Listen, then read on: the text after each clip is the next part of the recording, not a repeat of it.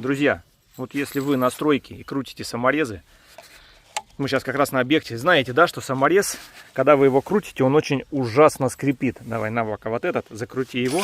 Если мы просто берем обычный саморез и крутим его. Вот этот вот скрип. А если мы возьмем чуть ферри, добавим бутылочку, намочим саморез в нем и просто вкрутим его, у вас никакого звука, и входит он практически в 2 раза быстрее. Да еще и не ломает доску. Берите на вооружение.